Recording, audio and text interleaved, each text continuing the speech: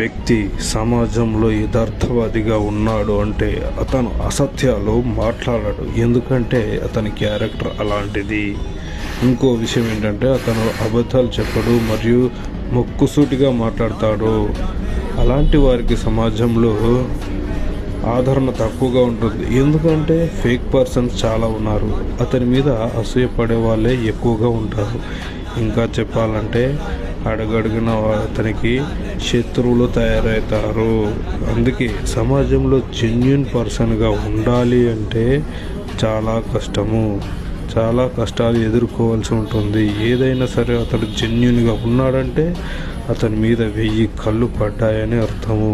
So చాలామంది genuine persons ఎక్కువగా లేరు సమాజంలో. ఎందుకు లేరంటే అసూయపడి అతనిని వెనుకకు తోసి అణగదొక్కే ప్రయత్నం చేస్తున్నారు కాబట్టి.